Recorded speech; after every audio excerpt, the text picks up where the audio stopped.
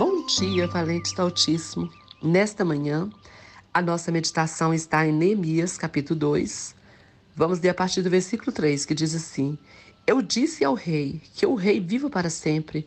Como não estaria triste o meu rosto se a cidade em que estão sepultados meus pais está em ruínas e as suas portas foram destruídas pelo fogo? O rei me disse: O que você gostaria de pedir? Então orei ao Deus dos céus e respondi ao rei: Se for do agrado do rei e se o seu servo puder contar com a sua benevolência, que ele me deixe ir à cidade onde meus pais estão enterrados, em Judá, para que eu possa reconstruí-la.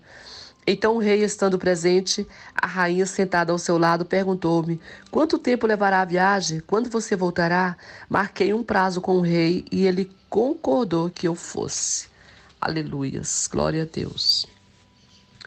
Está passando por uma situação difícil, está passando por uma situação que pode para você ser uma missão impossível.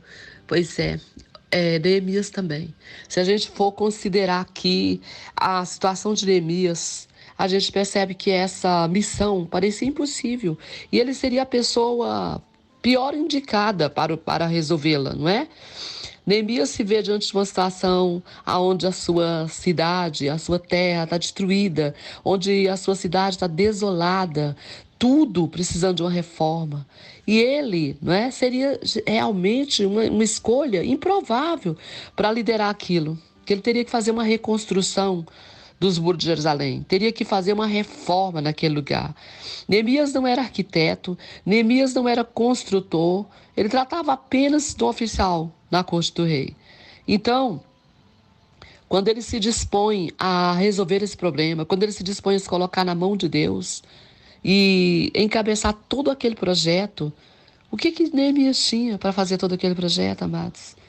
Se você for olhar humanamente falando, ele não tinha nada, ele não tinha nem conhecimento acerca do projeto. Imagina, como eu coloquei, não era arquiteto, não era construtor, não entendia de construção, muito menos de reforma, não é? E talvez ele pudesse dizer, como Moisés disse: Senhor, eu não sei falar, eu não sei fazer nada disso aí que o Senhor está falando para mim fazer. Mande outro. Mas Neemias não. Quando Neemias viu a situação precária, destruída, e ele falou: precisa alguém fazer alguma coisa, e eu me coloco para fazer. Então eu queria destacar nesta manhã duas coisas importantíssimas para você que está vendo uma situação difícil, talvez na sua casa, talvez na sua cidade, talvez no nosso país, né, que nós estamos passando realmente por situações terríveis. Neemias teve algumas estratégias que Deus abençoou poderosamente essa estratégia.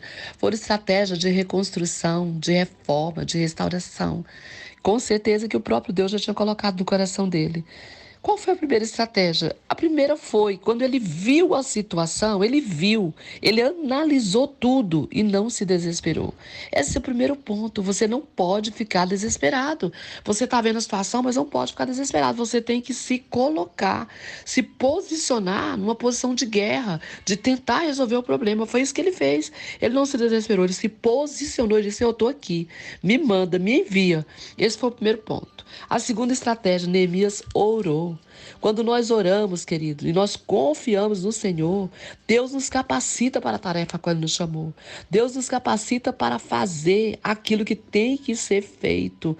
Se nós ficarmos olhando para as nossas dificuldades, se nós ficarmos olhando para os problemas, nós vamos pensar que nós não vamos conseguir mesmo. Mas se nós o colocarmos em oração, Deus vai nos capacitar, Deus vai nos dar condições para resolver o problema. É a oração, a outra estratégia. E a terceira, confiança total em Deus, dependência total em Deus. Se confiarmos em Deus, Ele nos usará, Ele virá ao nosso socorro. Foi assim que ele fez. Neemias confiou em Deus, Neemias não confiava na força da mão dele, Neemias sabia que ele não dava conta de nada se dependesse só dele, mas o Senhor o capacitou em tudo e ele foi vencedor. Então comece por aí. Olhou para a situação, está só lamentando, está desesperado, joga o desespero fora. Confie inteiramente no Senhor, dependa dele. Entre em oração e parta para a batalha. Amém? Deus te abençoe. Deus abençoe sua casa, sua família e todos os seus. Pastora Vênia, Goiânia, Goiás.